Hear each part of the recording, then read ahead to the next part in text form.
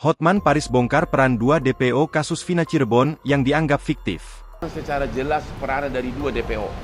Apakah mungkin itu karang? Siapa yang ngarang? Iya kan? Karena semua mengaku sama-sama pelaku, tidak ada pengalihan tanggung jawab.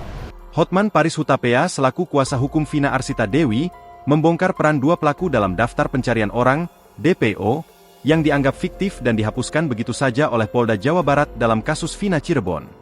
DPO Andi memukul dan melempari korban Muhammad Rizky Rudiana, kekasih Vina, dan korban Vina, ucap Hotman saat jumpa pers di Mall Kelapa Gading, Jakarta Utara, Selasa, 11 Juni 2024. Lebih lanjut Hotman menjelaskan, peran kedua DPO tersebut tertulis secara rinci dalam berita acara pemeriksaan, BAP, 2016. Di sana dijelaskan bahwa DPO Andi merupakan orang yang kali pertama mengangkat tubuh Vina dan membuka bajunya, sedangkan Dani yang membuka celana. Setelah itu, 7 pelaku lainnya termasuk Pegi alias Perong, ikut melecehkan Vina secara bergantian. Jadi, di sini jelas peranan dari 2 pelaku yang DPO. Dan 8 pelaku tindak pidana lainnya tidak pernah mengatakan bahwa pelakunya orang lain, tapi kami lakukan bersama-sama. Orang biasanya mengalihkan tanggung jawab kalau dia mengatakan saya tidak melakukan tapi orang lain. Tapi di sini kan kami lakukan bersama-sama. Sehingga dan ini putusan sudah final.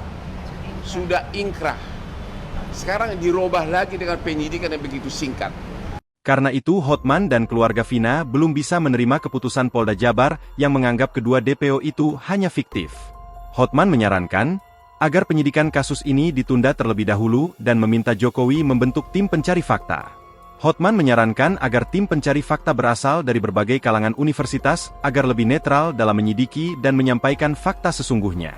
Hotman Paris Hutapea, kuasa hukum keluarga Vina Arsita Dewi alias Vina Cirebon juga menyampaikan, tak tertutup kemungkinan tersangka Pegi Setiawan diputus tak bersalah oleh pengadilan.